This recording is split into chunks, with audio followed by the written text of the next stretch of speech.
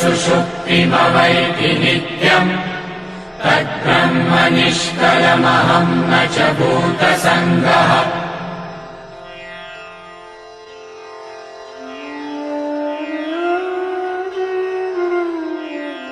कराग्रे वसते लक्ष्मीः करमूले सरस्वती करमध्ये तु गोविन्दः प्रभाते करदर्शनम्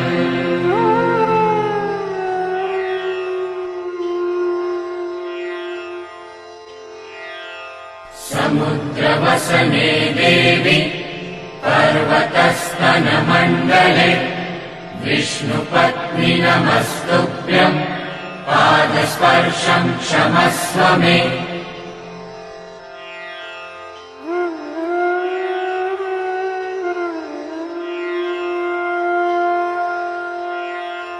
ब्रह्मा मुरारि त्रिपुरान्तकारी भानु शशि भूमिसुतो बुधश्च गुरुश्च शुक्रः शनिराहुकेतवः कुर्वन्तु सर्वे मम सुप्रभातम्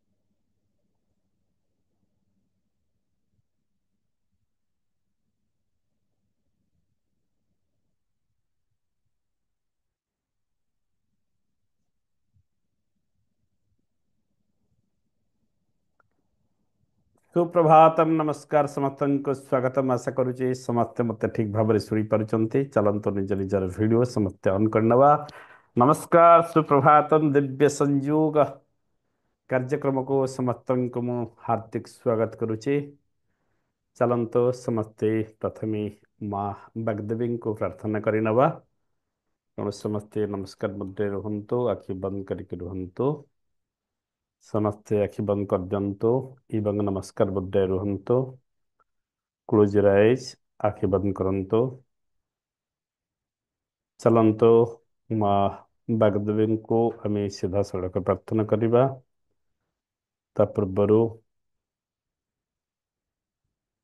बॉडी को रिलैक्स कर दिंतु माइंड को रिलैक्स कर दिंतु समर्पण भाव सहित निज को प्रस्तुत करनियंतु परम पिता परमेश्वर को स्मरण करंतु जो भी शक्ति को आपण विश्वास करते स्मरण करंतु माता पिता को स्मरण करंतु शिक्षा गुरु दीक्षा गुरु मार्गदर्शक शुभचिंतक पितृपुरुषगण महापुरुषगण ऋषिमंडली समस्त स्मरण करंतु जल अग्नि वायु पृथ्वी एवं आकाश को स्मरण करंतु विश्व ब्रह्मांडर समस्त सकारात्मक शक्ति तथा विश्व ब्रह्मांडर समस्त पवित्र आत्मागण को स्मरण करंतु आज सरस्वती पूजा बागदेवी पूजा उत्सव ये अवसर में माँ बागदेवी सरस्वती को आम वंदना करवा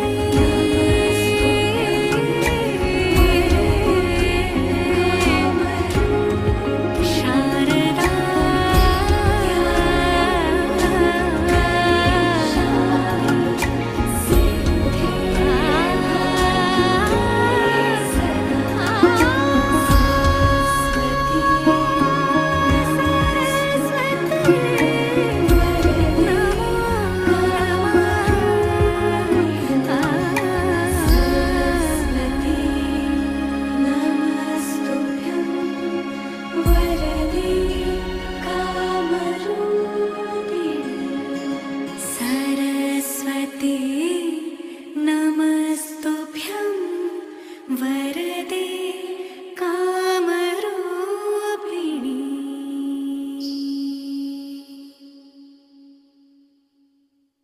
समर्पण भाव सह प्रार्थना करनियंतु, प्रणाम करनियंतु एवं हाथକୁ ଘଷି ଦିଅନ୍ତୁ। आखिरी स्पर्श पूर्वक पुण्य राशि आखि खोलନ୍ତୁ ସମସ୍ତେ। ସମସ୍ତ ପବିତ୍ର ଆତ୍ମା ମାନଙ୍କୁ ନମସ୍କାର, ସ୍ୱାଗତମ୍। ଆଜି ଆମେ ଦିବ୍ୟ ସଂଯୋଗ ଦ୍ୱିତୀୟ ଶ୍ରେଣୀ, ଆଜି ସେକେଣ୍ଡ କ୍ଲାସ। ଗତ କ୍ଲାସରେ ଆଲୋଚନା କରୁଥିଲେ ମେଟାଫିଜିକ୍ସ ଉପରେ, କି ଆଧ୍ୟାତ୍ମିକତା ଭିତରେ ଆମ ଦର୍ଶନ ତତ୍ତ୍ୱ କ'ଣ ରହିଛି, ଦାର୍ଶନିକ ଦୃଷ୍ଟିକୋଣରୁ ଆଧ୍ୟାତ୍ମିକକୁ ଆମେ କିଭଳି ଭାବରେ ବୁଝିବା, ସେ ବିଷୟରେ ଆମେ ଆଲୋଚନା କରୁଛନ୍ତି। ତେବେ ଆଧ୍ୟାତ୍ମିକ କଥା ଯେତେବେଳେ ଆମେ ଚିନ୍ତା କରନ୍ତି କି ଆଧ୍ୟାତ୍ମିକତା କ'ଣ, ତା ଭିତରେ ବହୁତ ଜିନିଷ ତା ଭିତରେ ପଳେଇ ଆସନ୍ତି। ତେଣୁ ଆମେ ଆଜି ଟିକେ ଜାଣିବା କି ସୃଷ୍ଟି ବିଷୟରେ କିଛି ତଥ୍ୟ। ସୃଷ୍ଟି ବିଷୟରେ, ସୃଷ୍ଟି ଏ ସଂସାର କେବେଠୁ ଆରମ୍ଭ ହେଲା, କେମିତି ଆସିଲା, ଆମେ କେବେ ଆସିଲେ, ତାପରେ ଫିଲୋସଫି କ'ଣ, ଆଧ୍ୟାତ୍ମିକତା କ'ଣ ଆସିଲା, କେମିତି କେମିତି ସବୁ ଫିଲୋସଫର ଗୁଡ଼ିକ ଆସିଛନ୍ତି, ଆମକୁ ଜଣେଇଛନ୍ତି, ଆଧ୍ୟାତ୍ମିକ ଗୁରୁମାନେ ଆସିଛନ୍ତି, ଆଧ୍ୟାତ୍ମିକତା ଉପରେ ଆମକୁ ଜ୍ଞାନ ଦେଇଛନ୍ତି। ଧୀରେ ଧୀରେ ଆମେ ପହଞ୍ଚି ଗଲେଣି ପୁରା ଅଲ୍ଟ୍ରା ମଡର୍ଣ୍ଣ ଯୁଗରେ, ଯୋଉଠି ବର୍ତ୍ତମାନ କାମ କରୁଛି କ'ଣ, ଇଣ୍ଟେଲିଜେଣ୍ଟ, ଆର୍ଟିଫିସିଆଲ ଇଣ୍ଟେଲିଜେଣ୍ଟ। ଓକେ, ସେଇ ଜାଗାରେ ବର୍ତ୍ତମାନ ପହଞ୍ଚି ଗଲେଣି। ଯେଉଁ ସମୟରେ କି ଆମେ ଆର୍ଟିଫିସିଆଲ ଇଣ୍ଟେଲିଜେନ୍ସ କଥା ଯଦି କହିବା, ଆପଣ ସିଧା ତା ପାଖକୁ ଚାଲିଯିବେ। ମୁଁ ଏଇଠୁ ଆରମ୍ଭ କରିକି ସେଇ ପର୍ଯ୍ୟନ୍ତ ଆପଣଙ୍କୁ ନେବି।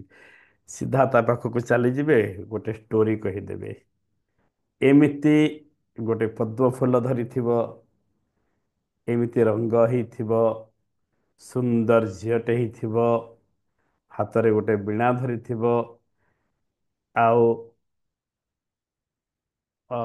ତା ବ୍ୟାକଗ୍ରାଉଣ୍ଡରେ ଗୋଟେ ସୁନ୍ଦର ପୁଷ୍କରିଣୀ ଥିବ, ବହୁତ ପଦ୍ମ ଫୁଲ ଫୁଟିଥିବ। ଏଇଟା ଖାଲି ଲେଖିଦିଅନ୍ତୁ, ସମସ୍ତେ ଜାଣିଛନ୍ତି, କହିବା ନିଷ୍ପ୍ରୟୋଜନ। ଏଇଟା ଆଜିକାଲି ଲେଖିଦେଲେ ତାହେଲେ ଗୋଟେ ସୁନ୍ଦର ଇମାଜିନେସନ ଖାଲି ଆପଣ କରିବେ, ତାର ଚିତ୍ରଟେ ତିଆରି କରି ଆପଣଙ୍କୁ ସେ ପ୍ରଦାନ କରିଦଉଛି। ହଁ ନା ନାଇଁ? ଏଟା କିଏ କିଏ କଲେଣି କି ନାଇଁ? କଲେଣି କି ନାଇଁ? ସବୁ ହେଇଗଲାଣି। Okay, artificial intelligence. ତ ସେଇ ସ୍ତରରେ ଆମେ ପହଞ୍ଚି ପାରିଲେଣି, ଯେତେବେଳେ ଆମ ମାଇଣ୍ଡ ଚିନ୍ତା କରୁଛି ଭାବନା, ସେ ଭାବନାକୁ ଆମେ ଯନ୍ତ୍ର ସାହାଯ୍ୟରେ ମଧ୍ୟ ଆଜି ତାଠୁ ଆହୁରି ଉନ୍ନତ ସୋପାନରେ ପହଞ୍ଚିଗଲେଣି। ଠିକ୍ ତା ପୂର୍ବରୁ ବି ଆମେ କମ୍ପ୍ୟୁଟର କୁ ଯଦି ଆମେ ଯିବା, ତାହେଲେ ଆମେ ହୁଏତ କୌଣସି ବିଷୟକୁ ଭୁଲିଯିବା, ମନେ ରଖିପାରିବା ନାହିଁ, ସ୍ଥାୟୀ ନାହିଁ, ରହିବ ନାହିଁ। ବଟ୍ ସେ ଭୁଲିବ ନାହିଁ, ତାକୁ ପଚାର ପଚାର, ସେ ତା ମେମୋରିରେ ସାର୍ପ କରିକି ରଖିଛି। ପଚାର ପଚାର ଇମିଡିଏଟ୍ ଆନ୍ସର ଦେବ, ଯାହା ପଚାରିବେ ସାଙ୍ଗେ ସାଙ୍ଗେ ଆନ୍ସର ଦେବ। ଚିନ୍ତା କରନ୍ତୁ, ସାଙ୍ଗେ ସାଙ୍ଗେ ଆନ୍ସର ଦେବ। ସେଇ ସ୍ତରରେ ମଧ୍ୟ ଆମ ମଣିଷ ଆସିକି କାମ କଲାଣି, ବହୁତ ଚନ୍ଦ୍ର ପୃଷ୍ଠକୁ ଯାଇକି ପହଞ୍ଚି ଗଲାଣି, ସ୍ପେସ୍ ବିଷୟରେ ବହୁତ କଥା କହିଲାଣି, ବହୁତ ବହୁତ କଥା। ଆମେ ବର୍ତ୍ତମାନ ସେଇ ସମୟରେ ପହଞ୍ଚି ଯାଇଛନ୍ତି, ଯୋଉଠିକି ଆମେ ସମସ୍ତେ ଯଦି ଆଲୋଚନା କରୁଛନ୍ତି, ଆମେ ଅନ୍ଧବିଶ୍ୱାସକୁ ଗୋଟେ ସାଇଡରେ ରଖିବା, ବିଜ୍ଞାନକୁ ଅପର ସାଇଡରେ ରଖିବା, ଏବଂ ବିଜ୍ଞାନକୁ ନେଇକି ଆମେ ଆଧ୍ୟାତ୍ମିକତାକୁ ଆଜିକା ଡେଟ୍ରେ ବୁଝିବା ପାଇଁ ପ୍ରସ୍ତୁତ ଅଛନ୍ତି। ଅନ୍ଧବିଶ୍ୱାସକୁ ବୁଝିବା ପାଇଁ କେହି ପ୍ରସ୍ତୁତ ନୁହନ୍ତି। ଅନ୍ଧ ଭାବରେ ହେଇକି କାହିଁକି ହେଲେ ଆମେ ବିଶ୍ୱାସ କରିବା? ଅନ୍ଧ ଭାବରେ ବିଶ୍ୱାସ କରିବା ବି ଅନୁଚିତ। ତେଣୁ ଆମେ ବିଜ୍ଞାନ ସମ୍ମତ ଭାବରେ ଯଦି ବିଶ୍ୱାସ କରୁଛନ୍ତି, ତାହେଲେ ଆମେ ଆଧ୍ୟାତ୍ମିକତାକୁ ଠିକ ଭାବରେ ବୁଝିପାରିବା କି ଆଧ୍ୟାତ୍ମିକତା କ'ଣ। ଏବଂ ଏଇ ସଂକ୍ରାନ୍ତରେ କହିବାକୁ ଗଲେ ମୁଁ କହିବି କି ପ୍ରଥମ କଥା ହେଲା କି ଯେ ଆଇ ନୋ ଏଭ୍ରିଥିଙ୍ଗ କହିଦେଲା, ସରିଗଲା। ଆଇ ନୋ ଏଭ୍ରିଥିଙ୍ଗ ଯେ କହିଦେଲା, ସେ ସରିଗଲା, ଶେଷ ହେଇଗଲା, ଏଣ୍ଡ। ଯାହାକୁ କୁହାଯାଏ ଅପର ପକ୍ଷରେ ଆମେ ମୂର୍ଖତା ବୋଲି କହୁ, ଯେ ସବୁ କିଛି ଜାଣିଛି ବୋଲି କହିଲେ। ତେଣୁ କୁହାଯାଇଛି ବିଦ୍ୟା ଦଦାତି ବିନୟମ୍। ବିଦ୍ୟା, ଯିଏ ବିଦ୍ୟା ଗ୍ରହଣ କରନ୍ତି ସେମାନେ ବିନୟ ବର୍ଦ୍ଧିଛନ୍ତି, ହମ୍ବୁଲନେସ୍ ଯାହାକୁ କୁହାଯାଏ।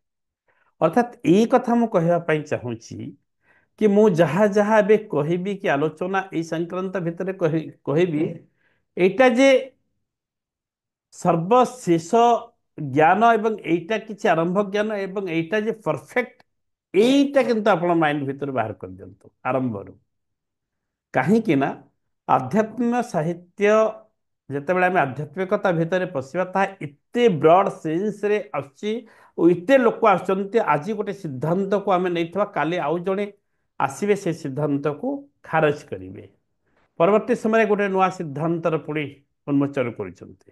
ଯେମିତି ଫିଲୋସଫିରେ ବି ଏହା ହେଉଛି, ବିଜ୍ଞାନରେ ବି ଏହା ହେଉଛି, ଆଧ୍ୟାତ୍ମିକ ସାହିତ୍ୟରେ ବି ହେଉଛି, ପ୍ରତି କ୍ଷେତ୍ରରେ ହେଉଛି। ତେଣୁ ଆମର ମନସ୍ଥିତି ବାହାରକୁ ଯାଇକି ଚିନ୍ତା କରିବାର ଏକ ସ୍ଥିତି ଭିତରେ ହିଁ ଆମେ ତାକୁ ବୁଝୁଛନ୍ତି ଗୋଟେ ବିଷୟ। ଯେମିତି ମୁଁ କହେ କି ଗୋଟେ ପୁସ୍ତକ ଜଣେ ଲେଖିଲା ବେଳକୁ, ସପୋଜ ଜଣେ ପୁସ୍ତକ ଲେଖା 6 ମାସ ସମୟ ଲାଗୁଛି। କେତେ ଏକ୍ସପିରିଏନ୍ସ ଗୋଟେ ଶବ୍ଦ ଆଣିବା ପାଇଁ, ଗୋଟେ ଏକ୍ସପିରିଏନ୍ସ ଆଣିବା ପାଇଁ, ତା ଭିତରେ ପ୍ରକାଶ କରିବା ପାଇଁ 6 ମାସ କାଳ ସେ ଲେଖିଲା। 6 ମାସ ପରେ ଗୋଟେ ପୁସ୍ତକ ମନେ କରାଯାଉ, ତାହା ସଠିକ ପୁସ୍ତକ ଭାବରେ ଆସିକି ଆମ ଆଗରେ ଉପସ୍ଥାପିତ ହେଲା। ଆମେ ଯେତେବେଳେ ପାଠକ ଭାବରେ ତାକୁ ପଢ଼ୁଛନ୍ତି, ଆମେ ଯେଉଁ ସମୟରେ ପଢ଼ୁଛନ୍ତି ଅଧଘଣ୍ଟା ଆମେ ସେ ପୁସ୍ତକ ଧରିଲେ, ସେ ଅଧଘଣ୍ଟା କାଳ ଭିତରେ ଆମେ 6 ବର୍ଷର ଏକ୍ସପିରିଏନ୍ସକୁ ଅଧଘଣ୍ଟା ଭିତରେ ନେଉଛନ୍ତି ଏବଂ ପଢ଼ୁଛନ୍ତି। ଫିଲ୍ କରନ୍ତୁ ମୁଁ କ'ଣ କହିବା ପାଇଁ ଚାହୁଁଛି। ସେଇ 6 ମାସର ଏକ୍ସପିରିଏନ୍ସ ଲେଖକଙ୍କର ବା କବିଙ୍କର ଅନୁଭୂତିକୁ, ତାଙ୍କ ଏକ୍ସପିରିଏନ୍ସକୁ, ତାଙ୍କ ଭାବାବେଗକୁ ଆମେ ଅଧଘଣ୍ଟା ଭିତରେ ତାକୁ କନସେନଟ୍ରେଟ୍ କରିକି ଯେତେବେଳେ ବୁଝିବା ପାଇଁ ପ୍ରୟାସ କରୁଛନ୍ତି, ସେତେବେଳେ ଆମକୁ କିଛି ବୁଝା ପଡ଼େ, କିଛି ବୁଝା ପଡ଼େ ନାହିଁ। ପୁଣି ଆଉ ଥରେ ପଢ଼ିଲେ ଆମକୁ ପୁଣି ନୂଆ ଲାଗେ, ପୁଣି 6 ମାସ ପରେ, ବର୍ଷେ ପରେ ପଢ଼ିଲେ ପୁଣି ନୂଆ ଲାଗେ। କାହିଁକି ନା 6 ମାସର ସେଇ ଯେଉଁ ଏକ୍ସପିରିଏନ୍ସ ଭାବାବେଗକୁ ଆମେ ସଠିକ ମାର୍ଗରେ ନିର୍ଦ୍ଧାରିତ କରି ପାରନ୍ତି ନାହିଁ। ଏଇ କଥା କହିବାର ଉଦ୍ଦେଶ୍ୟ ମୋର ହେଉଛି କି ଯେ ପକ୍ଷୀ ଉଡ଼େ ଯେତେ ଦୂର, ଯେତେ ଦୂର ପର୍ଯ୍ୟନ୍ତ ଆପଣଙ୍କର ମନୋରୂପକ ପକ୍ଷୀକୁ ଆପଣ ଉଡ଼େଇ ନେଇପାରିବେ, ସେତେ ଏକ୍ସପିରିଏନ୍ସ ଆପଣ ଗେନ୍ କରିବେ। এইটা যে ପରଫେକ୍ଟ, এইଟା ପରଫେକ୍ଟ ନୁହଁ, କେହି ଏହି ସଂକ୍ରାନ୍ତରେ ବିଧିବଦ୍ଧ ଧାରଣା ଆପଣମାନଙ୍କୁ ପ୍ରଦାନ କରିପାରିବେ ନାହିଁ। ଏଇଟା ସତ୍ୟ ଅଟେ। ତେଣୁ ଆମେ ବିନୟବଶତଃ ଜ୍ଞାନ ଆହରଣ କରିବା ହେଉଛି ଶ୍ରେୟସ୍କର। ଓକେ, ତେବେ ସେଥିପାଇଁ କୁହାଯାଏ କି ଶିକ୍ଷା କଥା ଯେତେବେଳେ କୁହାଯାଏ, ଶିକ୍ଷା କଥା, ଏଇଠି ଶିକ୍ଷାର ଅଧ୍ୟାପକ ଅଧ୍ୟାପିକା ମାନେ ମଧ୍ୟ ଅଛନ୍ତି। ଶାନ୍ତି ମ୍ୟାଡ଼ାମ ଅଛନ୍ତି, ସୁମିତ୍ରା ମ୍ୟାଡ଼ାମ ଅଛନ୍ତି। ବହୁତ ଶିକ୍ଷା ସେମାନଙ୍କର ସବଜେକ୍ଟ ହେଉଛି କି ଏଜୁକେସନ। ବହୁତ ଅଧ୍ୟାପକ ଅଧ୍ୟାପିକା ମାନେ ମଧ୍ୟ ଅଛନ୍ତି କି ଶିକ୍ଷା, education is not the preparation for life. ଅର୍ଥାତ୍ ଶିକ୍ଷା ଜୀବନର ପ୍ରସ୍ତୁତି ନୁହେଁ। ଶିକ୍ଷା କ'ଣ ନା, ଶିକ୍ଷା education is the life is itself. ଅର୍ଥାତ୍ ଶିକ୍ଷା ହେଉଛି ନିଜେ ଜୀବନ ଅଟେ। ଶିକ୍ଷା ନିଜେ ଜୀବନ ଅଟେ। ଶିକ୍ଷା କୌଣସି ପ୍ରିପାରେସନ ନୁହେଁ। ଏଇଟା କହିଛନ୍ତି ଆମେରିକାର ଜଣେ ଫିଲୋସଫର, ଶିକ୍ଷାବିତ କହିଛନ୍ତି ଜନ୍ ଡୁଏ, କି ଶିକ୍ଷା ଜୀବନର ପ୍ରସ୍ତୁତ ନୁହେଁ, ଶିକ୍ଷା ନିଜେ ହିଁ ଜୀବନ ଅଟେ, ନିଜେ ହିଁ ଜୀବନ ଅଟେ। ତେବେ ସେଇ ନିଜେ ଯେହେତୁ ଶିକ୍ଷାଟା ନିଜେ ଜୀବନ ଅଟେ, ଆମେ ସେ ଜୀବନ ସହିତ ତାକୁ ଅନୁଭୂତି କରୁଛନ୍ତି, ଏକ୍ସପିରିଏନ୍ସ ନେଉଛନ୍ତି, ଫିଲ୍ କରୁଛନ୍ତି ଏବଂ ଗୋଟେ ବିଷୟକୁ ଆମେ ବୁଝିବା ପାଇଁ ଆଗକୁ ବଢ଼ୁଛନ୍ତି। ଏହି ସଂକ୍ରାନ୍ତରେ ଯଦି ଆମେ ଦେଖିବା, ତାହେଲେ ଦୀର୍ଘ ବର୍ଷର ଗୋଟେ ବିଷୟକୁ ଆମେ ଏବେ କମ୍ ସମୟ ଭିତରେ ନିର୍ଣ୍ଣୟ କରିକି ଆମେ ଆଲୋଚନା କରୁଥାନ୍ତି। ଏହାକୁ ଯଦି ଆମେ ଦେଖିବା ତ ରିଭଲ୍ୟୁସନ ବା ବିବର୍ତ୍ତନବାଦକୁ ଦୃଷ୍ଟି ଦେବା ନିହାତି ଦରକାର କି ସଂସାର କେବେ ଆସିଲା, ସଂସାର କେବେ ଆସିଲା, ରିଭଲ୍ୟୁସନ। ରିଭଲ୍ୟୁସନ ଭିତରେ ଆମେ ଆଗକୁ ବଢ଼ି ବଢ଼ି ବଢ଼ି ବଢ଼ି ଯେତେବେଳେ ଯାଉଛନ୍ତି, ଆପଣମାନେ ସମସ୍ତେ ଶୁଣନ୍ତୁ କି 450 କୋଟି ବର୍ଷ ପୂର୍ବେ ସଂସାର ଉତ୍ପତ୍ତି। କେତେ କହିଲେ? 450 ବର୍ଷ ନୁହଁ, 400,000 ବର୍ଷ ନୁହଁ, 450 ଲକ୍ଷ ବର୍ଷ ନୁହଁ, 450 କୋଟି ଟିକେ ଫିଲ୍ କରନ୍ତୁ ସେତିକି ବର୍ଷ ପୂର୍ବେ ସଂସାରର ଉତ୍ପତ୍ତି ହେଲା ସଂସାର ଯାହାକୁ ଆମେ କହୁଛନ୍ତି କସ୍ମସ୍ ସଂସାର ଉତ୍ପତ୍ତି ହେଲା ସେଇଠୁ ବିବର୍ତ୍ତନ ବାଦରେ ଆଗକୁ ବଢିଲା ବଢି ବଢି ବଢି ବଢି ବଢି ବଢି ଇଭାଲ୍ୟୁଏସନ ହେଇ 370 ବର୍ଷ ପୂର୍ବରୁ ଲାଇଫ ଦେଖାଗଲା ଜୀବନ ଆଜିଠୁ 370 ବର୍ଷ ଫିଲ୍ କରନ୍ତୁ ଖାଲି କେତେ ପୂର୍ବରୁ ଲାଇଫ ଆସିଛି ଖାଲି ଲାଇଫ ଏବଂ ଏ ଦର୍ଶନ ଆଧ୍ୟାତ୍ମିକତା କେତେ ପରେ ଯାଇକି ଆସିଛି ଏବଂ ତାକୁ ନେଇକି ଆମେ ଆଲୋଚନା କରୁଛନ୍ତି ଆଉ ଯଦି ଫିଲ୍ କରିବେ ଡିପ୍ ଲେଭେଲରେ ଜାଣିପାରିବେ ତାପରେ ତାକୁ ପୁଣି ବିବର୍ତ୍ତନବାଦର ପ୍ରକ୍ରିୟା ଅନୁସାରେ ଇଭଲ୍ୟୁସନ ଥିଓରି ଅନୁସାରେ ଧୀରେ ଧୀରେ 1 ଲକ୍ଷ କୋଟି ପୂର୍ବରୁ 1 ଟ୍ରିଲିୟନ ଅର୍ଥାତ୍ 1 ଟ୍ରିଲିୟନ ମାନେ 1 ଲକ୍ଷ କୋଟିର ପ୍ରଜାତି ସୃଷ୍ଟି ହେଲେ ଜୀବ ଜଗତରେ ବୃକ୍ଷ ଲତା କୀଟ ପତଙ୍ଗ ଛୋଟ ଛୋଟ ଏମିତି ପ୍ରଜାତି କେତେ 1 ଲକ୍ଷ କୋଟିର ପ୍ରଜାତି ସୃଷ୍ଟି ହେଲେ ସ୍ପିସିସ୍ ଯାହାକୁ କୁହାଯାଏ ଏବଂ 1.2 1.2 କୋଟି ବର୍ଷ ପୂର୍ବେ ପ୍ରିମିଏଣ୍ଟସ୍ ମାନେ ଆସିଲେ ପ୍ରିମିଏଣ୍ଟସ୍ ଯେଉଁମାନେ କି ଦୁଇ ଭାଗରେ ବିଭକ୍ତ ହେଲେ ଆପଣମାନେ ଜାଣିଥିବେ ଏପେକ୍ସ ଯୋଉଟା ସିମ୍ପାଞ୍ଜି କହୁଛନ୍ତି ଗାର୍ମୋଟେନ୍ସ ଗରିଲା ଏଇ ଜାତୀୟ ସବୁ ସୃଷ୍ଟି ହେଲେ ସେକେଣ୍ଡରେ ଆପଣ ଯଦି ଦେଖିବେ ତାହେଲେ ନିଅଣ୍ଡରଟାଲ ଶୁଣିଥିବେ ନିଅଣ୍ଡରଟାଲ କ୍ରୋମ୍ୟାନନ୍ ଆମ ମାନବ ଇତିହାସର ଯଦି ଇତିହାସ ପୃଷ୍ଠାକୁ ଅବଲୋକନ କରୁଛନ୍ତି ଆମେ ଜାଣୁଛନ୍ତି ତ ନିଅଣ୍ଡରଟାଲକୁ ଯଦି ଆମେ ଦେଖନ୍ତି ନିଅଣ୍ଡରଟାଲ ଇତିହାସରେ ଗୋଟେ ଭଲ ଜାଗାଟେ ସ୍ଥାନଟାଏ ନିରୂପଣ କରିଛନ୍ତି କ'ଣ ପାଇଁ ଜାଣିଛନ୍ତି ନା ନିଅଣ୍ଡରଟାଲର ସବୁଠୁ ବୃହତ୍ ଆକାରର ଏକ ବ୍ରେନ୍ ସାଇଜ୍ ଥିଲା ନିଅଣ୍ଡରଟାଲର ବୃହତ୍ ଆକାରର ବ୍ରେନ୍ ସାଇଜ୍ ଥିଲା ପରବର୍ତ୍ତୀ ସମୟରେ ସେ ବେଶୀ ଦିନ ବଞ୍ଚିକି ରହିପାରିଲା ନାହିଁ ସେ ଖତମ ହେଇଗଲା ଓକେ ଖତମ ହେଇଗଲା ତାଠାରୁ ବହୁତ କିଛି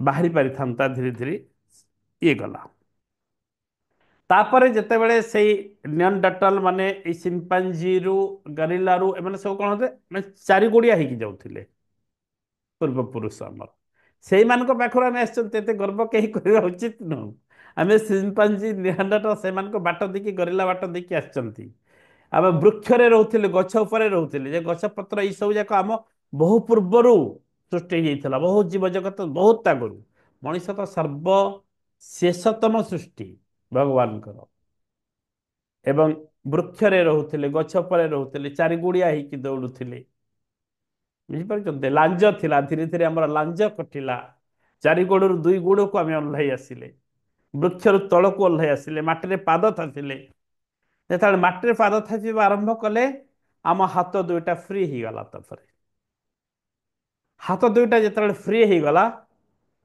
ସେତେବେଳେ ଷ୍ଟାର୍ଟ କଲା ସୃଷ୍ଟି ବିଭିନ୍ନ ପ୍ରକାର ବ୍ୟବହାର କେମିତି କରାଯିବ ଜୀବନକୁ ସୁନ୍ଦର କରିବ ସୁଖ ସମୃଦ୍ଧି ଆନନ୍ଦ କୋଠା ବାଡ଼ି ଏଇ ସବୁ ଯାକ ପରବର୍ତ୍ତୀ ସମୟ କଥା ଆସିଗଲା ନିଆଁର ବ୍ୟବହାର ପଥରର ବ୍ୟବହାର ଲୁହାର ବ୍ୟବହାର ସବୁ ବ୍ୟବହାର କରି କରି କରି କରି କେମିତି ଜାଣିବା ମଣିଷ ଫ୍ରି ହେଇଗଲା ଓକେ ସେମିତି ଧୀରେ ଧୀରେ ଧୀରେ ଧୀରେ ଯେତେବେଳେ ପୁରା ଆଗକୁ ଆସିଲା ଆଗକୁ ଯେତେବେଳେ ପୁରା ପଳେଇ ଆସିଲା 25 ଲକ୍ଷ ବର୍ଷ ପୂର୍ବରୁ ଫିଲ୍ କରନ୍ତୁ 25 ଲକ୍ଷ ଆଜିଠାରୁ 25 ଲକ୍ଷ ପୂର୍ବରୁ ଆମର ଆରମ୍ଭ ହେଲା ତାପରେ କ'ଣ ଆରମ୍ଭ ହେଲା ନା ଆରମ୍ଭ ହେଲା ଆପଣଙ୍କର ହୋମୋହେପିସ୍ ହୋମୋହେପିସ୍ ଆସିଲା ହୋମୋସିସିସରେ ପରିଣତ ହେଲା ହୋମୋସିସିସରେ ସେତେବେଳେ ମଣିଷ ବାହାରିଲେ ବିଭିନ୍ନ ପ୍ରକାର ଜୀବ ଜଗତ ରିଲେସନ ଗୋଟେ ପରିବାର କେମିତି ଏକାଠି ହେବେ ବାହାରିଲେ ଯୋଉଟାକି ପଶୁପକ୍ଷୀ ମାନଙ୍କ ପାଖରେ ଆଜିକା ଡେଟ୍ରେ ବି ନାହିଁ ଆପଣମାନେ ଜାଣିଥାନ୍ତୁ ପଶୁପକ୍ଷୀ ମାନଙ୍କ ପାଖରେ ତାଙ୍କର ମା ଆଉ ଛୁଆ ମା ଏବଂ ଶିଶୁର ସମ୍ପର୍କକୁ ଛାଡ଼ିଦେଲେ ଅନ୍ୟମାନଙ୍କ ସାଙ୍ଗରେ ସମ୍ପର୍କ ନାହିଁ ତାଙ୍କ ବାପା ତାଙ୍କ ପରିବାରରେ ରୁହନ୍ତି ନାହିଁ ଯୋଉଟା ମଣିଷମାନଙ୍କ ପାଖରେ ତାଙ୍କ ପରିବାର ହିଁ ନାହିଁ ପଶୁପକ୍ଷୀ ମାନଙ୍କର ବାପା ସ୍ତ୍ରୀ ମାନେ ବାପା ମା ଛୁଆ ପିଲା ସବୁ ପଶୁ ମାନେ ଏକାଠି ଗୋଟେ ପରିବାର କରିକି ଏକାଠି ଯାଉଥିବାର ଆପଣ ଦେଖିପାରିବେନି, କହିପାରିବେନି, ନିର୍ଣ୍ଣୟ କରିବେନି। କେବଳ ମା ଛୁଆ, କାହିଁକି ମା ସେଠି କ୍ଷୀର ଖାଏ ବା ତାର ଖାଦ୍ୟ ତାକୁ ଦିଏ, ତା ମା ଯୋଉ ପ୍ରକାରରେ ଦଉଛନ୍ତି ଦୁଇଟା ହିଁ ସମ୍ପର୍କ ରୁହେ। ତାପରେ ଆସିଗଲା ପରିବାରକୁ ଆମେ ଗୋଟେ ଏକାଠି ଠୁଳ ହେଲେ ହାତ ଫ୍ରି ହେଇଗଲା ମଣିଷର। ହାତ ଫ୍ରି ହେଇଗଲା ପରେ ଖେତୀ ବାଡ଼ି ଶିଖିଲା। ମୁଁ ସଂକ୍ଷିପ୍ତରେ ନେଉଛି, ଖେତୀବାଡ଼ି ଶିଖିଲା। ଖେତୀବାଡ଼ି ଶିଖିଲା ପରେ କେମିତି ଖାଇବ, ଭୋଜନ କରିବ, କାରଣ ଖାଇବାକୁ ହେଲେ ବହୁତ ଦୂରକୁ ଯାଏ, ଖାଦ୍ୟ ଖୋଜେ, ଅନ୍ୱେଷଣ କରେ, କଞ୍ଚା ଖାଦ୍ୟ ଖାଇଲା, ବିଭିନ୍ନ ଘାସ ପତ୍ର ଖାଇଲା, କିଛି ଜୀବଙ୍କୁ ମାରିକି ଖାଇବା ଆରମ୍ଭ କଲା।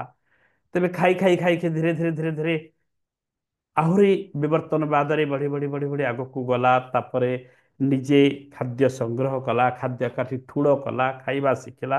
ଯେତେବେଳେ ଖାଦ୍ୟ ସଂଗ୍ରହ କରିକି ଆରାମରେ ଖାଇକି କିଛି ଖାଦ୍ୟ ବଳିଲା, ସଂଗ୍ରହ କରି ରଖିପାରିଲା, ସେଭ୍ କରିକି ରଖିପାରିଲା, ପରବର୍ତ୍ତୀ ସମୟରେ ଖାଇବା ପାଇଁ ମନସ୍ଥ କରିପାରିଲା, ସେତେବେଳେ ତାର ପେଟ ପୁରିଗଲା।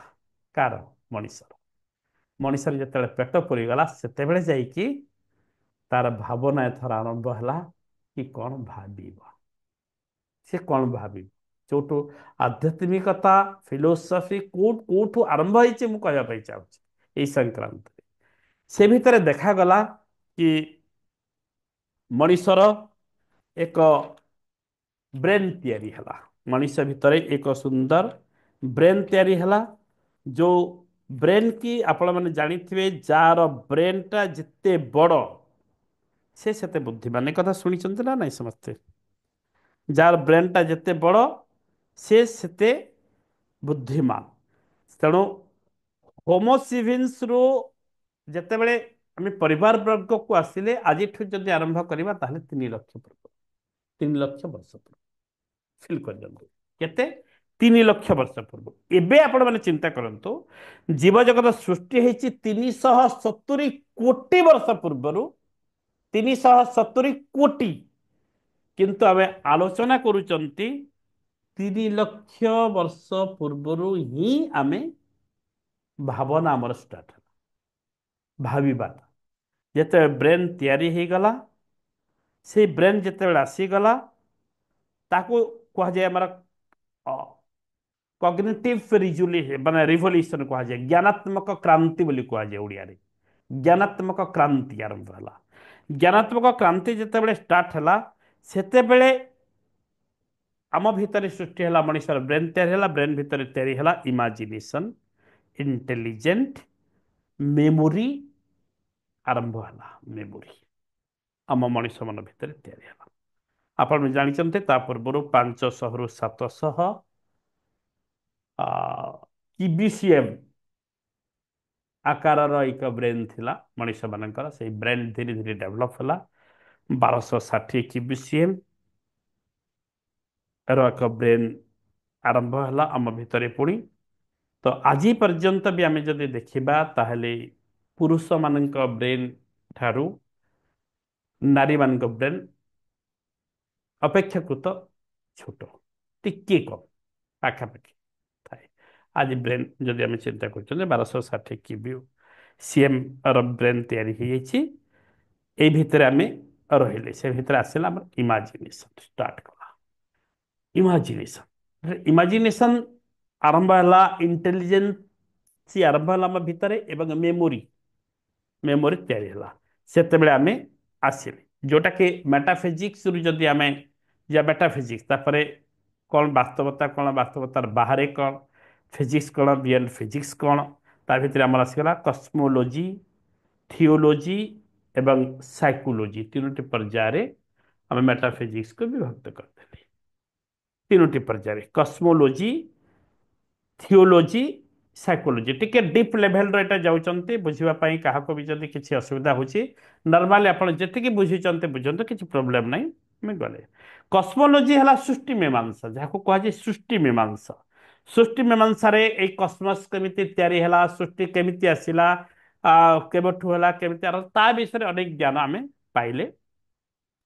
ଥିଓଲୋଜିରେ ଆସିଗଲା ଈଶ୍ୱର ମୀମାଂସା, ଯାହାକୁ କୁହାଯାଏ ଈଶ୍ୱର ମୀମାଂସା, ଈଶ୍ୱର ବିଜ୍ଞାନ।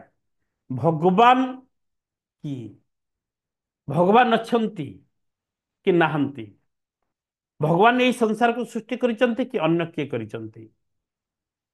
भगवान को रूप कौन? भगवान को किए कहूची निराकार, किए कहूची आकार, किए कहूची सर्वव्यापी, किए कहूची सर्वव्यापी नुहंती। भगवान सब जगह नांती, रही पारिबेनी सब जगह। आजिका डेट रे भी अनेक संस्था आजिका डेट रे कहउछन्ति भगवान सबआडे रही पारिबे नाही, इम्पॉसिबल। भगवान सबआडे केमिति रहिबे? एते संस्था कोन भगवान एमति आजिका डेट रे भी कहउछन्ति। तेणु भगवान को लेकर अनेक प्रकार तथ्य प्रतिपादन करागला, ताको ईश्वर विज्ञान ह्यूमोलॉजी कहगला। तापर आसे साइकोलॉजी मनोविज्ञान। मनोविज्ञान रे कॉन्शियसनेस आसिला। कॉन्शियसनेस रे I think is equal to I am. I think is equal to I am. मु चिंता करूची अर्थात मु अछि। This is psychology. मु चिंता करूची अर्थात मु अछि। साइकोलॉजी रे कॉन्शियसनेस आसिला, सबकॉन्शियस माइंड आसिला, कॉन्शियस माइंड आसिला, अनकॉन्शियस माइंड र कथा आसिला। साइकोलॉजी या परवर्ती समय ए सब धीरे धीरे धीरे धीरे आसिला। तेबे आमे ए आसिला भितरे आलोचना हला भितरे आमे जेतेबेले आध्यात्मिक साहित्य को जाउचंती, सेतेबेले आदिगुरु शंकराचार्य कौन कहती बहुत बढ़िया लगे। शंकराचार्य को पढ़ला बेले एकदम परफेक्ट आपन को बुझला भाया लगे। शंकराचार्य कौन कहते देखते बहुत बढ़िया सुंदर जिनसटे कहूँ, ध्यान सहकारी जब आप शुणे बुझीजे बहुत भल लगे। आम समस्ते स्वप्न देखते, केते जन स्वप्न देखते? अलमोस्ट समस्ते स्वप्न देखते, राइट? स्वप्न जो देखते, स्वप्न देखला बेलू आमको पूरा बास्तवता सत लगे ना मिछ स्वप्न देखुं लगे? सत लगे समस्त को कि मो सत देखुं, जहाँ देखुं पूरा सत एकदम परफेक्ट। आउ से रंगीन स्वप्न भितर एकदम मशगुल था आम कि ताहा पूरा संपूर्ण भाव में सत अटे। से सतर इमोशन, सतर आनंद, सतर दुख बा सतर भावावेग से आम भितर सृष्टि होता है स्वप्न रे, ना नहीं? जितेबले निद भांगी जाए मिछ, निद जिते भांगी जाए मिछारे मु स्वप्न देखुली, स्वप्न देखुली। एबे दिने मु स्वप्न देखिली, मत किए जड़े एवं कथा सत कथा कहूँ, मत किए जड़े स्वप्न देखला भितर स्वप्न देखुता किए जड़े आसला रिलेटिव जड़े आसला घर नकला कलिंग बेल बाजिला भाया लगे। मुझे उठिक सतरे कबाड़ खोलिया गली, सतरे खोलिया गली ना कहीं ना अरे अरे मो स्वप्न देखुली कौन पर खोलिया आसली बोली। यही लेवल को भी आम बेले बेले चली जाती। कहीं कहीं स्वप्न देखते निदर उठिकी चली चली पलांती, जानते तो बहुत दूर चली चली स्वप्न भी पलांती बहुत जन। से मानकर जो समस्या थाए से खोला छात क्या शोया दि जाए ना, पड़जी एक्सीडेंट हो जाती। कारण से निदरे से किलोमीटर किलोमीटर भी पलि जाती सतरे। एमती भी किसी लोग अच्छा निदरे स्वप्न चलिकी पलैबे। तेणु यही स्वप्न को आमको सत लगे। स्वप्न जो भांगी जाए तुच्छा मिछ किसी न। शंकराचार्य कहते आमे जो जीवन काल भितर आपण माने मु भेट घाट होती, स्वामी स्त्री पिला छुआ परिवार संसार बंधुवर्ग ये सब तुच्छा स्वप्न, ये सब स्वप्न देखुंती। ए स्वप्न केते तुच्छा बा एठू बाहरी गला परे, एठू बाहरी गला परे आबे जेतले एठू बाहरी जाउचंती जानुचंती एटा मिछ, एटा किछि नुई। मो स्त्री नुहे, पुओ मो पुओ नुहे, मो झील नुहे, मु तो कहीं नुहे।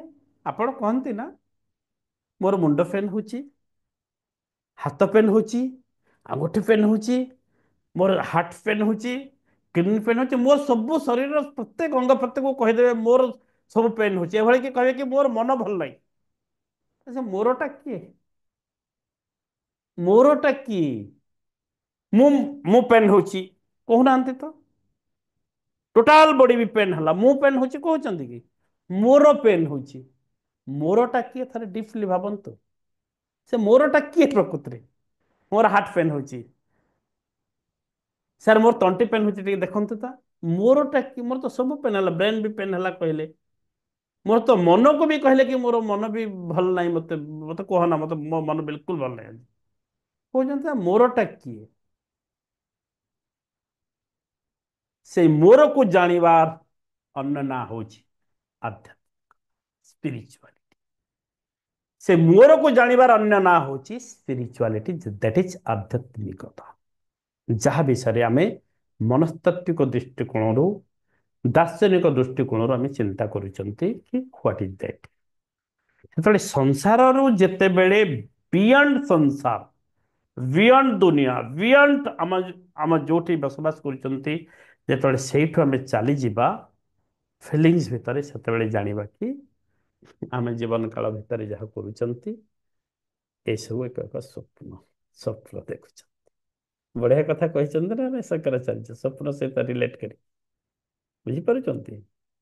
ତେବେ ତାହା ଏଇଠୁ ବାହାରିକି ଆମେ ଯେତେବେଳେ ଅନ୍ୟ ଜାଗାକୁ ଯାଉଛନ୍ତି, ତେବେ ଆପଣଙ୍କର ବିଗିନିଂ ଲେସ୍ ଇଗ୍ନୋରେନ୍ସ ଗୋଟେ ଥିଲା, ଆପଣମାନେ ଶୁଣିଥିବେ ଗୋଟେ ତତ୍ତ୍ୱ, ବିଗିନିଂ ଲେସ୍ ଇଗ୍ନୋରେନ୍ସ। ଜାଣିଛ ଇଗ୍ନୋରେନ୍ସ ତ ଇଗ୍ନୋରେନ୍ସ, ବିଗିନିଂ ଲେସ୍ ଇଗ୍ନୋରେନ୍ସ ମାନେ କ'ଣ? ବିଗିନିଂ ଲେସ୍ ଇଗ୍ନୋରେନ୍ସ କହିଲେ ଜନ୍ମ ଏବଂ ମରଣର ଏକ ସାଇକେଲ, ଜନ୍ମ ମରଣର ଏକ ସାଇକେଲ, ତାକୁ ବୁଝିବା ପାଇଁ, ତା ଭିତରେ ବୁଡ଼ିକି ରହିବା ପାଇଁ, ତା ଭିତରେ ସେଇ ଗୋଲକ ଧନ୍ଦାରେ ଫସିଯିବା ପାଇଁ ଆଜି ଅନେକ ବିଷୟର ଉତ୍ପତ୍ତି। ସତରେ ମଣିଷ ଜନ୍ମ ହେଉଛି, ଜନ୍ମ ତ ହେଉଛନ୍ତି, ମରଣ ପରେ ସତରେ ଆଉ ଗୋଟେ ଦୁନିଆରେ ବଞ୍ଚୁଛି, ଆଉ ଗୋଟେ ଦୁନିଆରେ ରହୁଛି, ପୁନର୍ଜନ୍ମ ସତରେ ହେଉଛି କି ହଉନାହିଁ, କେହି କହୁଛନ୍ତି ପୁନର୍ଜନ୍ମ ହେଉଛି। ଶଙ୍କରାଚାର୍ଯ୍ୟ ତ ସ୍ପଷ୍ଟ ଭାବରେ ତାଙ୍କ ମୁହମୁଦ୍ଗର ଶାସ୍ତ୍ରରେ କହିଛନ୍ତି ପୁନରପି ଜନନମ୍ ପୁନରପି ମରଣମ୍ ପୁନରପି ଜଠରେ ପୁନରପି ଜନନୀ ଜଠରେ ଶୟନମ୍।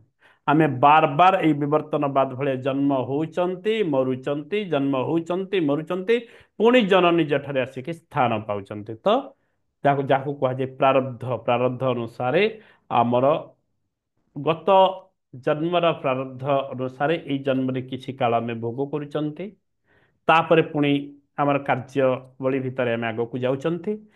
ଏଇ ଜନ୍ମର ଯୋଉ ପ୍ରାରବ୍ଧକୁ ନେଇକି ଗଲେ ପରବର୍ତ୍ତୀ ଜନ୍ମରେ ପୁଣି ତାକୁ ଭୋଗ କରୁଛନ୍ତି କିଛି କାଳ, ପୁଣି ଏଇଟା କହୁଛନ୍ତି ଆଧ୍ୟାତ୍ମିକ ବାଦୀ ମାନେ କହୁଛନ୍ତି। ୟାକୁ ଯେ ଆପଣ ପରଫେକ୍ଟ ସାଇନ୍ସ ବୋଲିକି ଏକଦମ ବିଲିଭ କରନ୍ତୁ ବୋଲି ମୁଁ କହୁନି। ଆପଣ ବିଲିଭ କରିବେ କୋଉଟା ବିଲିଭ କରେ? ଆପଣଙ୍କ ବ୍ରେନ ସାଇଜର ବିୟଣ୍ଡ ଲାଇଫ, ବିୟଣ୍ଡ ଲାଇଫକୁ ଯାଇକି ଆପଣ ବିଲିଭ କରନ୍ତୁ। ମୁଁ କିଏ, କୋଉଠୁ ଆସିଛି ଏ ଶରୀରଟି, ମୋ ମା ଭିତରେ ଆମ ପାଞ୍ଚଟା ଭାଇ ଭଉଣୀ, ଆମେ ପାଞ୍ଚଟା ଭାଇ ଭଉଣୀ ସମସ୍ତେ ଅଲଗା, ମା ଭିତରେ ଏତେ ଡିଫରେଣ୍ଟ ଡିଫରେଣ୍ଟ ଫ୍ରେମ୍ କେମିତି ରହିଲା ଏତିକି ଭିତରେ? ଏତେ ଫ୍ରେମ୍, ଇଟା ଗଢା ଫ୍ରେମ୍ ଦେଖିଛନ୍ତି, ଯନ୍ତ୍ର ମାନଙ୍କର ଫ୍ରେମ୍ ଦେଖିଛନ୍ତି ନା? ସିଧା ମାଟି ପକାଇବେ, କାଢିଦେବେ, ସମାନ ଇଟା, ଯେମିତି ଫ୍ରେମ୍କୁ ସେମିତି ଇଟା, ଏକଦମ ସମାନ। ମୂର୍ତ୍ତି ତିଆରି କରୁଛନ୍ତି ଫ୍ରେମ୍ ଅନୁସାରେ, ବୁଝନ୍ତୁ। ସରସ୍ୱତୀଙ୍କ 10ଟି ଫ୍ରେମ୍ ତିଆରି କଲେ, 10ଟି ଫ୍ରେମ୍ରେ 10 ଟାଇପ୍ର ମୂର୍ତ୍ତି ହିଁ ବାହାରିଲା। ଯୋଉ ଫ୍ରେମ୍ରେ ସେ ଫ୍ରେମ୍ ସମାନ। ଆମ ମା ଭିତରେ, ଗର୍ଭ ଭିତରେ ଏତେ ପ୍ରକାର ଫ୍ରେମ୍ର ଭିନ୍ନତା କୋଉଠୁ ଆସିଲା? କୋଉଠୁ ଆସିଲା ଏତେ ପ୍ରକାର ଭିନ୍ନତା? ଜନ୍ମ ହେଇକି ଅଲଗା ଅଲଗା ସମସ୍ତେ। ଏମିତି ନିଜକୁ ଗଭୀରତମ ଭାବରେ ଫିଲ୍ କରିବା, ଯିବା, ଭାବିବା, ଚିନ୍ତା କରିବା କି ମୁଁ କିଏ, ମୋର ବୋଲି ଯୋଉ କହୁଛି ସେଇଟା କିଏ, ସେଇ ଜ୍ଞାନ ଯାହାକୁ କୁହାଯାଏ ଆତ୍ମଜ୍ଞାନ, ତାକୁ ଯେତେବେଳେ ଆମେ ଡିପ୍ ଲେଭେଲରେ ଯିବା, ଚିନ୍ତା କରିବା, ତାହା ହେଉଛି ଆଧ୍ୟାତ୍ମିକତା। ଏବଂ ସେଇ କଥା ଯୋଉମାନେ ଜାଣି ଯାଉଛନ୍ତି, ସିରିୟସଲି ଭାବିକି ହୃଦବୋଧ ହେଇଯାଉଛି କି ମୁଁ ଗୋଟେ ସ୍ୱପ୍ନ ଭିତରେ ବିଚରଣ କରୁଛି, ବାସ୍ତବତା ଗୋଟେ ଅଲଗା ଦୁନିଆ ଅଛି, ସେମାନେ ଆଉ କାହାକୁ ଏ ପୃଥିବୀରେ ଖରାପ ଭାବି ପାରିବେ ନାହିଁ, କାହାକୁ ଶତ୍ରୁ ଭାବରେ ଦେଖିପାରିବେ ନାହିଁ, କାହାକୁ ହିଂସା କରିପାରିବେ ନାହିଁ, କାହାର ପରଶ୍ରୀକାତରତା ଆସିବ ନାହିଁ, ଈର୍ଷା ଆସିବ ନାହିଁ, କୌଣସି ନକାରାତ୍ମକ ବିଷୟ ତାଙ୍କୁ ଆସିବ। ସମସ୍ତଙ୍କୁ ଭଲ ଲାଗିବ, ସମସ୍ତଙ୍କୁ ଭଲ ଲାଗିବ। ଯାହାଙ୍କୁ ସମସ୍ତଙ୍କୁ ଦୁନିଆରେ ଭଲ ଲାଗିଲା, କୀଟ ପତଙ୍ଗ, ବୃକ୍ଷ ଲତା, ଜୀବ ଜନ୍ତୁ ସମସ୍ତଙ୍କୁ ଭଲ ଲାଗିଲା, ସିଏ ହିଁ ହେଉଛନ୍ତି ପ୍ରକୃତ ଆଧ୍ୟାତ୍ମବାଦୀ। ଆଧ୍ୟାତ୍ମବାଦୀ କାରଣ ସେ ଚିହ୍ନିଛନ୍ତି ନିଜକୁ କି ମୁଁ ଯିଏ ସେ। ନମସ୍କାର କଲା ବେଳକୁ କେହି କେହି କହନ୍ତି, ଦେଖିବେ ବହୁତ ନମ୍ର ଲୋକ, ବୁଦ୍ଧିମାନ ଲୋକ, ଜ୍ଞାନୀ ଗୁଣୀ ଲୋକମାନେ, ବହୁତ ବୁଢା ବୁଢା ବୟସ ବି ହେଇଯାଇଥିବେ, ସାନ ପିଲାମାନଙ୍କୁ ବି ନମସ୍କାର ଦିଏ। ଆରେ ଆପଣ ଏତେ ବୟସ୍କ ଲୋକ କାହିଁ ମତେ କାହିଁ ନମସ୍କାର କରୁଛନ୍ତି, ଏମିତି କହନ୍ତୁ ଆମେ।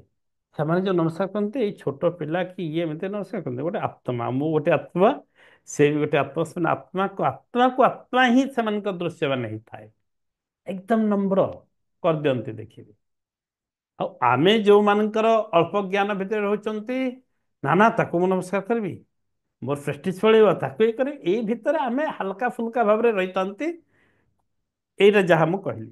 ତେବେ ବିଗିନିଂ ଲେସ୍ ଇଗ୍ନୋରେନ୍ସ ଭିତର ଆମେ ଯେତେବେଳେ ଆସୁଛନ୍ତି, ମୁଁ ଆପଣଙ୍କୁ କହିଥିଲି କି 9ଟି ଦର୍ଶନ ତତ୍ତ୍ୱ ଭିତରେ କେବଳ ଚାର୍ବାକ ଦର୍ଶନକୁ ଛାଡ଼ିଦେଲେ ବାକି ସମସ୍ତେ ମୁଖ୍ୟର କଥା, ମୁକ୍ତିର କଥା, ନିର୍ବାଣ କଥା କି କୈବଲ୍ୟ କଥା ଏସବୁ କହିଛନ୍ତି।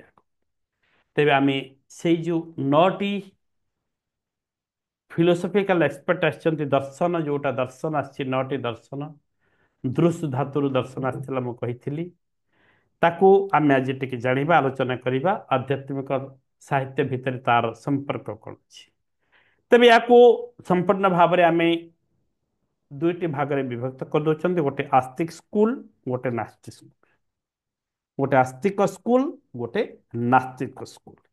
ଆସ୍ତିକ ସ୍କୁଲରେ 6ଟି ଦର୍ଶନ ଆସେ। ଆସ୍ତେ ସ୍କୁଲରେ 6ଟି ଦର୍ଶନ ଆସିଥାଏ। ତାହା ହେଉଛି, ଲେଖିପାରିବେ ଯଦି ଲେଖିବେ, ତାହା ହେଲା ନ୍ୟାୟ,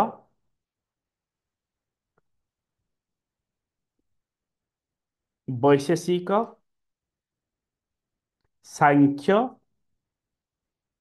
ଯୋଗ, ମୀମାଂସା ଏବଂ ବେଦାନ୍ତ। ଏଇ 6ଟି ଦର୍ଶନ ଆସୁଛି ଆମର ଆସ୍ତେ ସ୍କୁଲରେ। ବିଲିଭ୍ ଇନ୍ ସୁପ୍ରିମେସି ଅଫ୍ ବେଦ, ଯୋଉଟା କୁହାଯାଏ, ବେଦର ସୁପ୍ରିମେସିକୁ ବିଲିଭ୍ କରିବେ। ଏଇ 6ଟି ଦର୍ଶନକୁ 3 ଭାଗରେ ବିଭକ୍ତ କରିଦିଆଯାଏ। ଆପଣଙ୍କୁ ବୁଝିବା ପାଇଁ ସହଜ ହେବ କି ନ୍ୟାୟ ଏବଂ ବୈଶେଷିକ ଏମାନଙ୍କୁ ଏକା ଭାବରେ କାମ କରନ୍ତି, ଯାହାକୁ ଆମେ କହୁଛନ୍ତି ଏପିଷ୍ଟୋମୋଲୋଜି। ମେଟାଫିଜିକ୍ସରେ ମୁଁ କହିଛି ଏପିଷ୍ଟୋମୋଲୋଜି କହିଥିଲି ମେଟାଫିଜିକ୍ସ, ଯାହାକୁ କୁହାଯାଏ ଯୋଉଟା ଏଟମ୍, ଅଣୁ ପରମାଣୁ ଏଇ ସମ୍ବନ୍ଧୀୟ ଜ୍ଞାନ ସେଠୁ ଆମର ବାହାରିବ, ଫିଜିକ୍ସ। ବୁଝିପାରୁଛନ୍ତି? ବାହାରିଲା। ତା ପରବର୍ତ୍ତୀ ସମୟକୁ ଆମେ ଯାଉଛନ୍ତି ମେଟାଫିଜିକ୍ସରୁ। ନ୍ୟାୟ ଏବଂ ବୈଶେଷିକ ଏମାନେ ଏକାଠି କାମ କରନ୍ତି। ଏ ଦୁଇ ଜଣକୁ ଆମେ ଏକାଠି ନିଅନ୍ତି ଏଇ ଦର୍ଶନକୁ। ତାପରେ ସାଂଖ୍ୟ ଯୋଗ, ଏଇ ଦୁଇଟାକୁ ମଧ୍ୟ ଏକାଠି ନିଅନ୍ତି। ସାଂଖ୍ୟ ଯୋଗ କଥା ଆପଣ ଯଦି ଚିନ୍ତା କରୁଛନ୍ତି, ତାହେଲେ ତ ଅଷ୍ଟାଙ୍ଗ ଯୋଗରେ ପତଞ୍ଜଳିଙ୍କ ପାଖକୁ ଯାଇଥିବେ, ଅଷ୍ଟାଙ୍ଗ ଯୋଗ ମାର୍ଗ, ତାକୁ ଗୋଟେ କ୍ଲାସ୍ ସେପାରେଟ୍ ହେବ। ଏଇ ଭିତରେ ତାକୁ ମିକ୍ସ କରିବାନି। ଅଷ୍ଟାଙ୍ଗ ଯୋଗ ଉପରେ ମୋ ସେପାରେଟ୍ ଗୋଟେ କ୍ଲାସ୍ ଅଛି, ଯୋଉଟା କି ଆପଣଙ୍କୁ ବହୁତ ଭଲ ଲାଗିବ। ଓକେ। ତାପରେ ସାଂଖ୍ୟ ଯୋଗ ମିଶିକରି ଗଲେ ତାକୁ କୁହାଯାଏ ପ୍ରାକ୍ଟିସ। ସାଂଖ୍ୟ ଯୋଗ ଆମେ ଆଗ ଭାବନା ଆସିଲା, ନ୍ୟାୟ ଏବଂ ବୈଷୟିକ ଜ୍ଞାନ ଭିତରେ ଆମର ଇମାଜିନେସନ ଆସିଲା, ଆମର ସଂକଳ୍ପ ଆସିଲା। ତାପରେ ଆମେ ତାକୁ ପ୍ରାକ୍ଟିସ କଲେ ସାଂଖ୍ୟ ଏବଂ ଯୋଗ ଦର୍ଶନ ଦ୍ୱାରା। ଏବଂ ତାପରେ ଆସିଲା ମୀମାଂସା ଏବଂ ବେଦାନ୍ତ।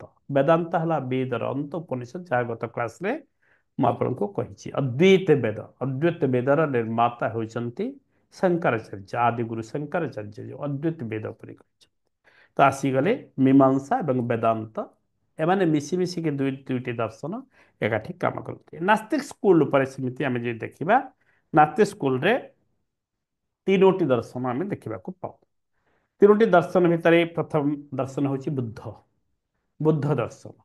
ବୁଦ୍ଧ ଦର୍ଶନରେ ଗୌତମ ବୁଦ୍ଧ ଏମାନେ ଭଗବାନଙ୍କୁ ବିଶ୍ୱାସ କରୁନଥିଲେ।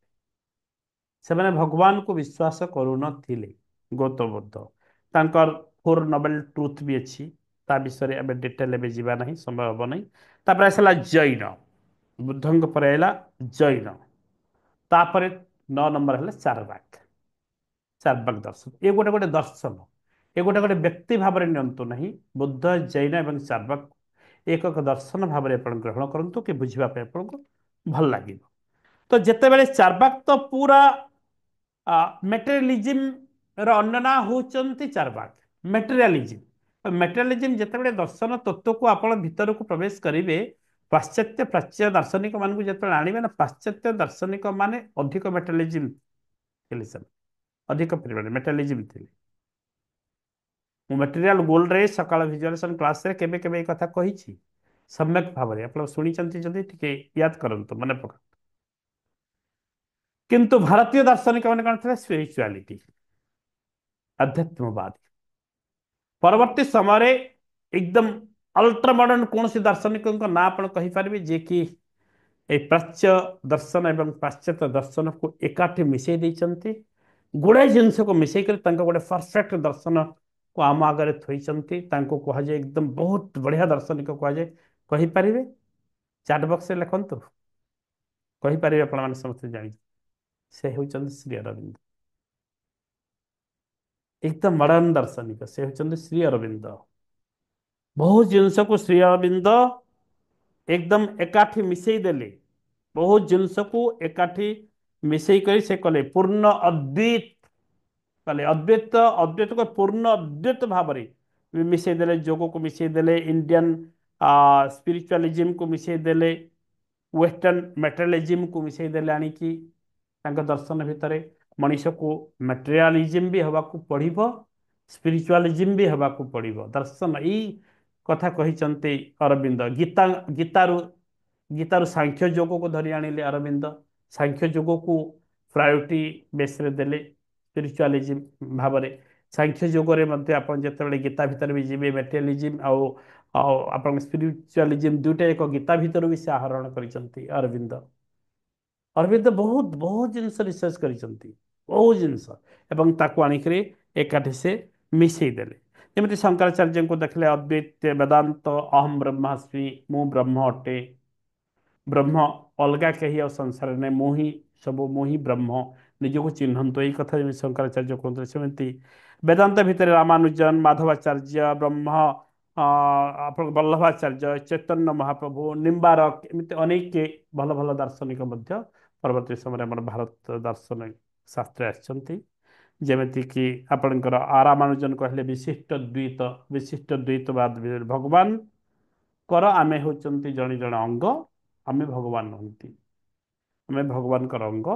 ଆମେ ପରବର୍ତ୍ତୀ ସମୟରେ ଯେତେବେଳେ ଆମର ଭଲ କାର୍ଯ୍ୟାବଳୀ କରିକି ଶେଷ ପର୍ଯ୍ୟାୟରେ ଭଲ କାମ କରୁ, ଆମେ ଭଗବାନଙ୍କ ଅଙ୍ଗ ସହିତ ଆମେ ମିଶି ଯାଆନ୍ତି, ଏଇଟା କହୁଥିଲେ ରାମାନୁଜନ। ସେମିତି ମାଧବାଚାର୍ଯ୍ୟ କ'ଣ କରୁଥିଲେ? ଦ୍ୱୈତବାଦ ଉପରେ କହୁଥିଲେ, ଆତ୍ମା ଏବଂ ପରମାତ୍ମା ଦୁଇଟି ବାଦ, ଦ୍ୱୈତବାଦ ଉପରେ ଯେମିତି କହୁଥିଲେ। ମୁଁ ଏଇଟା ଏକ୍ଜାମ୍ପଲ ଥ୍ରୁରେ ଆପଣଙ୍କୁ ଦେଉଛି, ଡିଟେଲ ତାଙ୍କ ବିଷୟରେ ମୁଁ ଯାଉନାହିଁ। ତ ଏଇ ଯେଉଁ 9ଟି ଦର୍ଶନ ଶାସ୍ତ୍ର ଆମେ ଦେଖିଲି, ସେଇ 9ଟି ଯାକ ଦର୍ଶନ ଶାସ୍ତ୍ରକୁ ଯେତେବେଳେ ଆମେ ପର୍ଯ୍ୟାଲୋଚନା କରୁଛନ୍ତି ବା ତା ଭିତରକୁ ଯାଉଛନ୍ତି, ସେ ଭିତରୁ ଆମକୁ ବାହାରେ ଆଉ ଗୋଟିଏ ଦର୍ଶନ, ସେଇ ଦର୍ଶନଟି ହେଲା ମିଷ୍ଟିସିଜିମ, ଦ୍ୟାଟ୍ ଇଜ ରହସ୍ୟବାଦ। କ'ଣ? ମିଷ୍ଟିସିଜିମ, ରହସ୍ୟବାଦ। ରହସ୍ୟବାଦରେ ଆମେ ଆସିଲେ ଦୁଇଟା ଥିଙ୍ଗକୁ ଆମେ ଜାଣୁଛନ୍ତି ରହସ୍ୟବାଦରେ, କି ଏକ୍ସଟ୍ରା ଅର୍ଡିନାରୀ ଏକ୍ସପିରିଏନ୍ସ ଏବଂ ସ୍ପିରିଚୁଆଲିଜିମ। ସେଇଠୁ ଆରମ୍ଭ ହେଇଛି ଆମର ସ୍ପିରିଚୁଆଲିଜିମ। ରହସ୍ୟବାଦ ଆରମ୍ଭ ହେଇଛି ଆମର ସ୍ପିରିଚୁଆଲିଜିମ, ଆଧ୍ୟାତ୍ମିକବାଦ, ଆଧ୍ୟାତ୍ମିକତା ସେଇଠୁ ବାହାରିଛି। ତ ଏକ୍ସଟ୍ରାଅର୍ଡିନାରୀ ଏକ୍ସପିରିଏନ୍ସ ନେଲେ ରହସ୍ୟବାଦରେ, ଅରହସ୍ୟ ସବୁ ଆମକୁ ରହସ୍ୟ ଲାଗିବ। ଆମର ଲାଇଫଟା ଯେମିତି ଗୋଟେ ରହସ୍ୟ। ଯେମିତି ଆପଣ ଗୋଟେ ଜିନିଷ କହିଲେ ଏବେ ବଢ଼ିଆ ବୁଝିପାରିବେ, କି ଆପଣ ଛିଡ଼ା ହେଇଛନ୍ତି ଆଉ ଆଗରେ ଅଳ୍ପ କିଛି ଦୂରରେ ଗୋଟେ ଧଳା କୁକୁରଟେ ଆସୁଛି, ବହୁତ ଦୂରରେ। ଗୋଟେ ଏକ୍ଜାମ୍ପଲ ଦେଉଛି, ଧଳା କୁକୁରଟେ ଆସିଛି, ଗୋଟେ ବଡ଼ କୁକୁରଟେ ବହୁତ ଦୂରରୁ ଦେଖୁଛନ୍ତି, ଏବଂ ଆପଣଙ୍କୁ ଲାଗୁଛି କି ତାହା ଗୋଟେ ଧଳା ଗାଈ ଆସିଛି, ଧଳା ଗାଈଟେ ଆସିଛି। ପାଖକୁ ଯାଇକି ଦେଖନ୍ତି ତ, କି ସେ ଯେତେବେଳେ ପାଖକୁ ଆସୁଛି ଦେଖୁଛନ୍ତି କୁକୁରଟେ। ଆରେ ଆରେ ଆରେ, ମୁଁ ତାକୁ ଗାଈଟେ ଭାବୁଥିଲି, ମୋତେ ଗୋଟେ ଗାଈ ଭଳିଆ ଦେଖାଯାଉଥିଲା, ତେଣୁ ସେ ହେଉଛି କୁକୁର। ଫିଲ୍ କରୁଛନ୍ତି କ'ଣ କହିବା ପାଇଁ ମୁଁ ଚାହୁଁଛି? ଆରେ ସେ ବୋଧେ କୋଚ୍ ଏସ୍କେ ମିଶ୍ର ଛିଡ଼ା ହେଇଛନ୍ତି, ଲାଗୁଛନ୍ତି ତ କୋଚ୍ ଏସ୍କେ ମିଶ୍ର, ପୁରା ଅବିକଳ ଲାଗୁଛନ୍ତି। କୋଚ୍ ଏସ୍କେ ମିଶ୍ର ଚାଲନ୍ତୁ ଚାଲନ୍ତୁ, ଏ ମାର୍କେଟରେ ଛିଡ଼ା ହେଇଛନ୍ତି ଭେଟିବା ଗଲାବେଳକୁ। ଏଭଳି କି ବେଳେ ବେଳେ ଆପଣ କାହାକୁ ଡାକିଦେବେ ପଛରୁ, ଏମିତି ସାଙ୍ଗସାଥି ଆରେ ବୋଲିକି ବାଡ଼େଇ ବି ଦେବେ, ଦେଖିଲା ବେଳକୁ ଓଲଟି ଦେଲା ବେଳକୁ ସେ ନୁହଁ, ସେ ଅଲଗା। ଆରେ ସରି ସରି ଭାଇ ସରି। ଏମିତି କାହା କାହା ଏକ୍ସପିରିଏନ୍ସ ହେଇଛି କି ଲାଇଫରେ? ହୁଏ ନା ନାହିଁ? ହୁଏ ତ। ଆଉ ଟ୍ୱିନ୍ସ ଯୋଉଠି ଥିବେ, ତ ଟ୍ୱିନ୍ସ ଦିଟା ଭଉଣୀ ଥିବେ, ତ ତାଙ୍କ ସେ ତା ଭଉଣୀ ତା ବି ସେ କନଫ୍ୟୁଜ ରେ ପଡିଯାଏ କୋଉଟା ମୋ ଶାଳୀ ଆଉ କୋଉଟା ମୋ ସ୍ତ୍ରୀ। ବୁଝିପାରୁଛନ୍ତି ତ ଡାକିବାରେ କନଫ୍ୟୁଜନ ବି ଆସିବେ, ଏକା ନୁହଁ କିନ୍ତୁ ରହସ୍ୟ ଯୋଉଟା ଏଇଟାକୁ କୁହାଯାଏ ରହସ୍ୟ। ରହସ୍ୟ ଗୋଟେ ହାଲକା ଫୁଲକା ଉଦାହରଣ ଦେଲି ଆପଣଙ୍କୁ ବୁଝିବା ପାଇଁ। ତେବେ ରହସ୍ୟମୟ ଏ ଦୁନିଆଟା ରହସ୍ୟମୟ, କାହିଁକି ଯେତିକି ଯେତିକି ଆମେ ଜାଣିବା ପାଇଁ ଯାଉଛନ୍ତି ଆହୁରି ଆହୁରି ପେଢି ଖୋଲୁଛି, ଆହୁରି ଆହୁରି ପେଢି ଖୋଲୁଛି, ଏତେ ରହସ୍ୟମୟ ଦୁନିଆ। ଏବଂ ସେ ରହସ୍ୟମୟ ଦୁନିଆକୁ ଫିଲ୍ କରିବା ପାଇଁ ଯୋଉ ଶକ୍ତି ନେଇକି ଆମେ ଯାଉଛନ୍ତି ଦ୍ୟାଟ୍ ଇଜ ଆଧ୍ୟାତ୍ମିକ, ଆଧ୍ୟାତ୍ମିକତା ସ୍ପିରିଚୁଆଲିଜିମ୍ ସେଇଠୁ ତିଆରି ହେଉଛି। ବୁଝିପାରୁଛନ୍ତି? ତେବେ এই ଏକ୍ସପିରିଏନ୍ସ ଭିତରେ ଯେତେବେଳେ ରହସ୍ୟବାଦ ଏକ୍ସପିରିଏନ୍ସ ଭିତରେ ଆମେ ଯାଉଛନ୍ତି ସେତେବେଳେ ତିନୋଟି ଗୁଣକୁ ଆମେ ଏକ୍ସପିରିଏନ୍ସ କରୁଛନ୍ତି, that is truth, consciousness and bliss. Truth, consciousness and bliss, ଯାକୁ କୁହାଯାଉଛି ସଚିତ ଆନନ୍ଦ। ସଚିତ ଆନନ୍ଦ, ଟ୍ରୁଥ, କନସିୟସ ଆଣ୍ଡ ବ୍ଲିସ୍, ସଚିଦାନନ୍ଦ। ସେଇ ତିନୋଟି ଥଟ୍ସକୁ ଆମେ ସେଠୁ ବାହାର କରୁଛନ୍ତି। ଓକେ, ତେବେ ପ୍ରାୟ ସମୟ ହେଇଗଲା। ଏତିକି ଆପଣମାନଙ୍କୁ କହିବା ପାଇଁ ଚାହେଁ କି ଆଧ୍ୟାତ୍ମିକତା ଯେତେବେଳେ ଆମେ କହୁଛନ୍ତି ସେତେବେଳେ ବିଜ୍ଞାନ ଯୋଉଠି ସମାପ୍ତ ହୁଏ, ଦର୍ଶନ ଯୋଉଠି ସମାପ୍ତ ହେଇଯାଏ ପହଞ୍ଚି ପାରେ ନାହିଁ, ଏ ଦୁନିଆର ସମସ୍ତ ଜ୍ଞାନ ଯୋଉଠି ସମାପ୍ତ ହୁଏ ସେଇଠୁ ଆଧ୍ୟାତ୍ମିକ ଜ୍ଞାନ। ଏତକ କେବଳ ମନ ଭିତରେ ନେଇଥାନ୍ତୁ। ଆଧ୍ୟାତ୍ମିକତା କ'ଣ, ଏତେ ବ୍ରଡ ସେନ୍ସରେ ଆମେ ନେବା କି ଆଧ୍ୟାତ୍ମିକତାକୁ ଲୋକମାନେ କେମିତି କେମିତି ଭାବରେ ନିଅନ୍ତି। ଯୋଉ ଧର୍ମ, ଯୋଉ ବିଭିନ୍ନ ରିଲିଜିୟସ୍ ଗୁଡାକ ଆସିଛି ସେସବୁ ଆଧ୍ୟାତ୍ମିକତା ନୁହଁ, ତାକୁ ଆମେ ଆଧ୍ୟାତ୍ମିକତା କହିପାରିବାନି। ସେ ହେଉଛି ଆମ ଜୀବନକୁ ଶୃଙ୍ଖଳିତ କରିବା ପାଇଁ, ଠିକ ବାଟରେ ନେବା ପାଇଁ ଗୋଟେ ଗୋଟେ ଅନୁଷ୍ଠାନ, ଗୋଟେ ଗୋଟେ ଅନୁଷ୍ଠାନ, ବିଭିନ୍ନ ପ୍ରକାର ରିଲିଜିୟନ୍ସ ସଂସ୍ଥା ଗୁଡାକ ଆମକୁ ନେବା ପାଇଁ। ସେମାନେ ଆଧ୍ୟାତ୍ମିକତା ତା ଭିତରୁ ଆଧ୍ୟାତ୍ମିକତା ଆଣୁଛନ୍ତି, ବଟ୍ ତାହା ସମ୍ପୂର୍ଣ୍ଣ ଭାବେ ଆଧ୍ୟାତ୍ମିକତା ନୁହଁ। ଆଧ୍ୟାତ୍ମିକତା ବହୁତ ବ୍ରଡ ସେନ୍ସରେ ଆପଣ ନେଇପାରିବେ, ଯାହାକି ଯୋଉଠି ବିଜ୍ଞାନ ଶେଷ ହେଇଯାଉଥା। ଉଦାହରଣ ଦେଲେ କେମିକାଲର ଏକ୍ଜାମ୍ପଲ ଦିଆଯାଇପାରେ, ଫିଜିକ୍ସର ଏକ୍ଜାମ୍ପଲ ଦିଆଯାଇପାରେ। ଏଇଟା ଦୁଇଟା କେମିକାଲ ମିଶିକି ରିଏକ୍ସନ ହେଲା, ରିଏକ୍ସନ ହେଇକି ଏଇଆ ତିଆରି ହେଇଗଲା। ଏଇ ଆଟମ୍ ଏମିତି ହେଇଗଲା, ଭାଙ୍ଗିଗଲା, ପ୍ରୋଟନ୍ ନ୍ୟୁଟ୍ରନ୍ ଯାହା ଯାହା ହେଲା ହେଇଗଲା, ଏଇ ଆଟମ୍ ମଲିକ୍ୟୁଲରେ ପରିଣତ ହେଇଗଲା, ଏଇ ମଲିକ୍ୟୁଲ ମାନେ ଏଇଟା ମିଶିକରି ଆଟମ୍ ହେଇଗଲେ। जो रिएक्शन प्रक्रियाटी एटा रिएक्शन हला, रिएक्शन ହେଇକରି ଏଇଆ ହେଲା, ସେ रिएक्शन ପ୍ରକ୍ରିୟାଟି କିଏ କରନ୍ତି? रिएक्शन ପ୍ରକ୍ରିୟାଟି କରନ୍ତି ତାର ଫିଲ୍ କରନ୍ତୁ। ବିଜ୍ଞାନ ଆର ଏକ୍ସପର୍ଟ ମାନେ ଫିଲ୍ କରନ୍ତୁ କି ବିଜ୍ଞାନ ଭିତରେ ବି ସେ ଯୋଉ ପର୍ଯ୍ୟନ୍ତ ପହଞ୍ଚି ପାରେ ନାହିଁ, that is spirituality, that is God. ଯୋଉଟା ଆମେ ଜାଣନ୍ତି ନାହିଁ କିଏ କରନ୍ତି, ସେଇଟା ଭଗବାନ କରନ୍ତି। ଏମିତି ଭାବନ୍ତୁ, ସେଟା କିଏ କରନ୍ତି? ସେଇଟା ଭଗବାନ କରନ୍ତି। ଆମେ ପରବର୍ତ୍ତୀ ସମୟରେ ଭଗବାନ କିଏ, ଭଗବାନ କଣ, ଭଗବାନ ଇଜିମଟା କୋଉଠୁ ଆସିଲା, ଭଗବାନ ଇଜିମ ବୁଝିଲେ କୋଉଠୁ ଆସିଲା ସେଇ ତତ୍ତ୍ୱ, ଏଇ ସବୁକୁ ଆମେ ତ ଧୀରେ ଧୀରେ ଯିବା। ଆଜି ତ ଆପଣମାନେ ଜାଣିଲେ କି ଯୋଉଠି କି ଥିଓଲୋଜିରେ ଆପଣ ଥିଓଲୋଜିରେ ଈଶ୍ୱର ମୀମାଂସା ବି ଶୁଣିଛନ୍ତି, ତେଣୁ ସେ ଈଶ୍ୱର ମୀମାଂସା ଭଗବାନ କୋଉଠୁ ଆସିଛନ୍ତି, କଣ ଆସିଛନ୍ତି, ଧୀରେ ଧୀରେ ଆମେ ଆଗକୁ ବଢିବା। ତେବେ ଆଲୋଚନାଟି କେମିତି ଲାଗୁଛି, କ'ଣ ପ୍ରଶ୍ନ ଅଛି? ଆପଣଙ୍କ ଦୁଇ ତିନି ଜଣଙ୍କ ପ୍ରଶ୍ନ ନେଇକି କ୍ଲାସକୁ ସମାପ୍ତ କରିବା। ତେବେ ଚାଲନ୍ତୁ ଦୁଇ ତିନିଟା ପ୍ରଶ୍ନ ପରେ କ୍ଲାସକୁ ସମାପ୍ତ କରିବା। ପଚାରନ୍ତୁ କିଏ କ'ଣ କହିବା ପାଇଁ ଚାହୁଁଛନ୍ତି। ଆଲୋଚନାଟି ଆପଣଙ୍କୁ ଫଳପ୍ରଦ ହେଉଛି ନା ନାହିଁ, କି ଆଉ କେଉଁ ଭାବରେ କରିବି ମୋତେ ସଜେସନ୍ ବି ଦେଇପାରିବେ। ୟେସ୍, କିଏ କହିବେ? ବିଷ୍ଣୁପ୍ରିୟା ପାତ୍ର ମ୍ୟାଡ଼ାମ ଆରମ୍ଭ କରନ୍ତୁ। ୟେସ୍ ସାର୍ ନମସ୍କାର। ବହୁତ ସୁନ୍ଦର ଭାବରେ ଯାଉଛି ସାର୍, ବହୁତ ସୁନ୍ଦର ଭାବରେ ଯାଉଛି। ତା ବୁଝିବା ପାଇଁ ବହୁତ ସୁନ୍ଦର ଲାଗୁଛି, ଆଉ ବହୁତ ଭିତରକୁ ଯାଇକି ଆପଣ ବହୁତ ସବୁ ଜିନିଷକୁ ନେଇକି ଆସିଛନ୍ତି। ଶଙ୍କରାଚାର୍ଯ୍ୟ ବିଷୟରେ ଯୋଉ କହିଲେ ଯେ ସ୍ୱପ୍ନ ଆମେ ଯୋଉ ଦେଖୁ ତା ଭାଙ୍ଗିଯାଏ, ସବୁ କିଛି ମନର ଖେଳ। ସ୍ୱପ୍ନକୁ ଆମେ ସତ ଭାବେ, କିନ୍ତୁ ବଟ୍ ସେଠି ମନର ଖେଳ ସବୁ। ଆମେ ଯାହା ମନରେ ଚିନ୍ତନ କରେ ଦ୍ୟାଟ୍ ଇଜ୍ ସ୍ୱପ୍ନ, ଆଉ କିଛି ନୁହେଁ। ସେଟା ବହୁତ ସୁନ୍ଦର, ବହୁତ ସୁନ୍ଦର ଯାଉଛି sir. Thank you madam, thank you. ଆପଣଙ୍କର यही सब ब्लेसिंग रही था। बहुत बहुत बढ़िया आगक जीवा। यस आउ किए कौन कहे केमी लगुच भी कहींपारे किसी क्वेश्चन भी अच्छे क्वेश्चन भी करें यही संक्रांत रे सब प्रश्न उत्तर जो मुझे जानी आदौ नुह इतने बहुत बड़ भास्ट नॉलेज उत्तर देवा संभव नुह। Yes Meenakshi madam doctor Madhumita madam हाथ टेक मीनाक्षी मैडम को आग कहीदे टे। यस मीनाक्षी मैडम केमती लगुच आलोचना टी ସାର୍ ପ୍ରଣାମ। प्रणाम मैडम।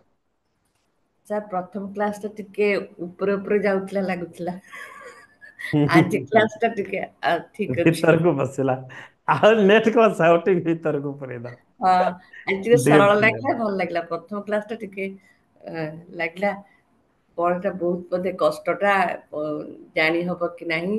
ଓହୋ ଏ, ପ୍ରଥମ କ୍ଲାସ୍ ଆଚ୍ଛା ଆଚ୍ଛା ହଁ ହଁ। କିନ୍ତୁ ଆଜି ପୁରା ପରଫେକ୍ଟ। ମେଟାଫିଜିକ୍ସ କଥା ଥିଲା ତ ସେଟା ହଁ ଲାଗିବ ଟିକେ ଟିକେ ସମସ୍ତଙ୍କୁ ଥିଓରି ଅଧିକା ଯୋଉମାନଙ୍କୁ ରହିଯାଇଥିଲା ଥିଓରି ତ, ହଁ ହଁ। ହଁ ସେଥିପାଇଁ। ଆଉ କିନ୍ତୁ ଧୀରେ ଆଜିଟା ଧୀରେ ଯିବା ୟା ପରବର୍ତ୍ତୀ କ୍ଲାସ୍ ମାନଙ୍କୁ ଆପଣ ଷ୍ଟୋରି ମାନେ ଆସିବ ପୁରାଣ କଳ୍ପର ବିଭିନ୍ନ ପ୍ରକାର ଷ୍ଟୋରି ସେ ଷ୍ଟୋରିରୁ ଆମେ କ'ଣ ଶିଖୁଛନ୍ତି ଭଲ ଲାଗିବ କ୍ଲାସ୍ ହଁ ମୋଟାମୋଟି ନା ଭାବରେ। ସାର୍ ବହୁତ ଭଲ ଅଛି, ଭଲ ଥ୍ୟାଙ୍କ ୟୁ ଅଛି। Thank you so much. Yes doctor Madhumita R Routray madam sir ନମସ୍କାର। ନମସ୍ତେ।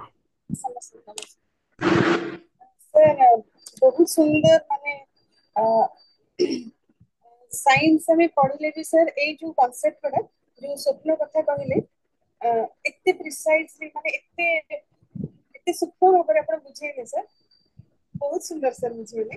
ଆଉ ଏଇ କନସେପ୍ଟ ଯଦି ଜଣେ ଆମେ ବୁଝି ଯାଉଛେ ତାହେଲେ ସାର୍ ପ୍ରକୃତରେ ଆମ ଇନର ୱାର୍ଲଡ ଆପଣ ସବକନସିୟସ୍ ମାଇଣ୍ଡ ଯୋଉ କୁହନ୍ତି ଆମେ ସମ୍ପୂର୍ଣ୍ଣ ରୂପେ ପରିବର୍ତ୍ତନ ବି ନିଜେ ହେଇପାରିବା, ଅନ୍ୟକୁ ଭଲ ଦୃଷ୍ଟିରେ ଦେଖିପାରିବା। ଆଉ ଆମ ନିଜକୁ ଟ୍ରାନ୍ସଫରମେସନ ପାଇଁ ମତେ ଲାଗୁଛି ଏଇ କ୍ଲାସ ଗୁଡା ବି ବହୁତ ସୁନ୍ଦର ଆମକୁ ହେଲ୍ପଫୁଲ ହବ ସାର୍। ଆଉ ଗୋଟେ କ୍ୱେଶ୍ଚିନ୍ ସାର୍ ଥିଲା ଯେ ମିଷ୍ଟିସିଜମ୍ କହିଲେ ସେଇ ରହସ୍ୟବାଦ, ସେଇଟାର ଦୁଇଟା ପଏଣ୍ଟ ସ୍ପିରିଚୁଆଲିଜିମ୍ କହିଲେ, ସେକେଣ୍ଡଟା କଣ ସାର୍? ସ୍ପିରିଚୁଆଲିଜିମ୍ ତ ଗୋଟେ କହିଲି, ଆଉ ଗୋଟେ ହେଲା ଏକ୍ସଟ୍ରା ଅର୍ଡିନାରୀ ଭାବରେ ଆପଣ ଯେଉଁ ବୁଝିବେ ନେକ୍ସଟଟା କହିଲି କି ଆପଣଙ୍କର ଏକ୍ସଟ୍ରା ଅର୍ଡିନାରୀ ଏକ୍ସପିରିଏନ୍ସ ପ୍ରଥମ ପଏଣ୍ଟଟା ଏକ୍ସଟ୍ରା ଅର୍ଡିନାରୀ ଏକ୍ସପିରିଏନ୍ସ ଯେଉଁ ନେଉଛନ୍ତି ଆମେ ବୁଝିପାରୁଛନ୍ତି। ଆଉ ସେକେଣ୍ଡଟା ହେଲା ସ୍ପିରିଚୁଆଲିଜିମ୍ ରାଇଟ୍। ବହୁତ ସୁନ୍ଦର। Yes sir. ସାର୍ ଏସବୁ ଜିନିଷ ମୁଁ ପଢି ହିଁ ନଥିଲି ବିଲକୁଲ, ବହୁତ ସୁନ୍ଦର concept sir. Thank you thank you so sir. Much thank you so much thank you God bless you God bless you. Yes ଟିକେ ଆରତୀ ମ୍ୟାଡ଼ାମ୍ ଯଦି ଶୁଣୁଛନ୍ତି ପଚାରିବା, କାରଣ psychology student psychology professor lecture. Yes madam Aarti madam ଶୁଣିପାରୁଛନ୍ତି, ଟିକେ କୁହନ୍ତୁ ପଦେ ଆପଣଙ୍କର ମତାମତ। ଆଚ୍ଛା ବହୁତ ବଢିଆ ହଉଛି କ୍ଲାସ ର ଡିସ୍କସନ, ଏଗୁଡା ସବୁ ବି ଆମେ ପଢିଥିଲୁ କିନ୍ତୁ ଏବେ ମୋର ରିଭିଜନ ହେଲା ଭଳିଆ ହଉଛି। ବହୁତ ବଢିଆ ବହୁତ ଭଲ, ଆପଣ ବିଭିନ୍ନ ଆଙ୍ଗେଲ ରେ ସବୁ କଲେକ୍ସନ କରିଛନ୍ତି, ଏକ୍ସପ୍ଲାନେସନ ବି ବହୁତ ବଢିଆ, ଇଜି ଟୁ ଅଣ୍ଡରଷ୍ଟାଣ୍ଡ। କିନ୍ତୁ ଆମେ ବହିରେ ପଢିଲେ କଣ ଗୋଟେ ଗୋଟେ ଉପରେ ବହୁତ ଦେଇଥାଏ, ହୁଁ ତେଣୁ ତାକୁ ଇମିଡିଏଟଲି ଗ୍ରାସ କରିବାଟା ସୁବିଧା ହୁଏନି। ଆପଣ ତାକୁ ବହୁତ ସୁନ୍ଦର ଭାବେ ବୁଝାଉଛନ୍ତି, ଯାହା ଫଳରେ କି ନନ୍ ଫିଲୋସଫିକାଲ ଷ୍ଟୁଡେଣ୍ଟ ମାନେ ସେମାନେ ବି ବୁଝିପାରିବେ। ଆଉ ଏଇଟା ୟେସ୍ ତ ନିଶ୍ଚିତ ଭାବେ ଆମର ଗୋଟେ ମ୍ୟାଟେରିଆଲିଷ୍ଟିକ ଚାଲିଛି, ସାଇଣ୍ଟିଫିକ ସବୁ ଚାଲିଛି, ସେଥିର ଇମ୍ପୋର୍ଟାନ୍ସ ବହୁତ। କିନ୍ତୁ ସେଥିପାଇଁ ଆମେ ତାର ଇମ୍ପୋର୍ଟାନ୍ସ ଟା ବୁଝୁନୁ ଆଧ୍ୟାତ୍ମିକତା ବିଷୟରେ। ଆମ ନଲେଜ ସାଧାରଣ ଲୋକଙ୍କର ବି ବହୁତ କମ୍, କାହିଁକିନା ଡିସକସନ ହଉନି କୋଉଠି। ତେଣୁ ଏଇ କ୍ଲାସ ଟା ବହୁତ ବଢିଆ ବଢିଆ, ଆପଣ ବି ଚଏସ୍ କରିଛନ୍ତି, ଟପିକ କଲେକ୍ସନ କରିଛନ୍ତି, ସବୁ ବିଭିନ୍ନ ଆଙ୍ଗେଲ ରେ ବୁଝଉଛନ୍ତି, ବହୁତ ବଢିଆ ଚାଲିଛି ଭଲ। Thank you madam thank you madam. ये शांतिप्रिया होता मैडम ଆପଣ ଶୁଣୁଥିଲେ कि नहीं? शांतिप्रिया होता मैडम मध्य education lecturer Balangir. Yes madam sir ନମସ୍କାର ସାର୍। नमस्ते नमस्ते मैडम ଆପଣ ଶୁଣୁଥିଲେ, କେମିତି ଲାଗିଲା ଆଲୋଚନାଟି, କେତେ ଫଳପ୍ରଦ ଟିକେ କୁହନ୍ତୁ। ସାର୍ ବହୁତ ବଢିଆ ହେଇଛି, ଆଉ ଏଇ ଆଲୋଚନାକୁ ନେଇକିରି ଆମେ ଆହୁରି ଗଭୀରକୁ ପ୍ରବେଶ କରିପାରିବା sir.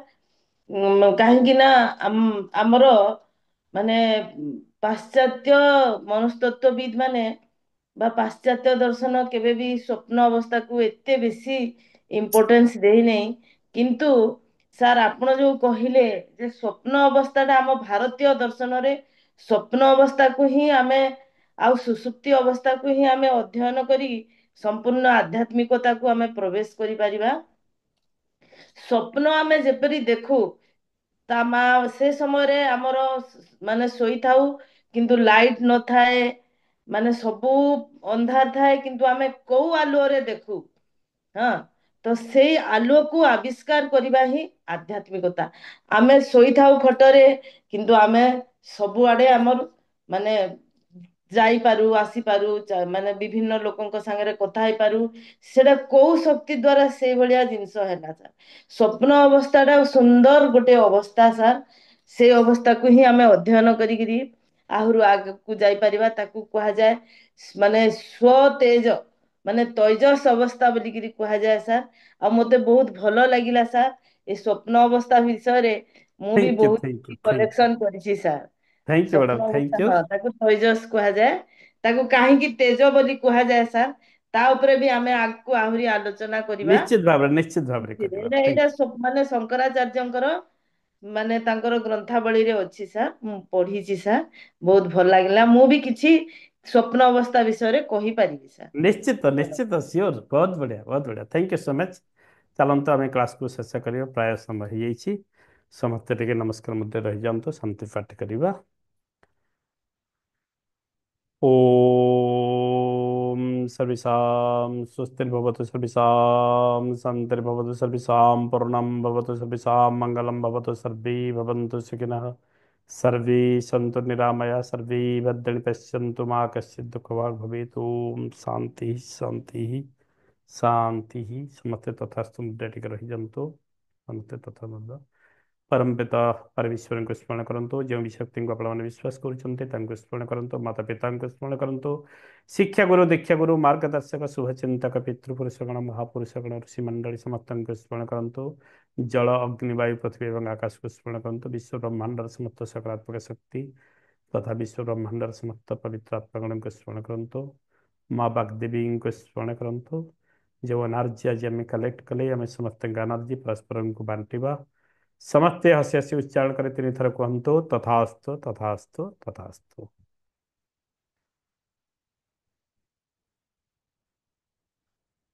Thank you so much, thank you so much, thank you so much. पुणी आपण मान सहित देखा हब दिव्य संयोगर तृतीय क्लास रे। से पर्यंत विदाय दिंतु। नमस्कार। God bless you. Bye bye.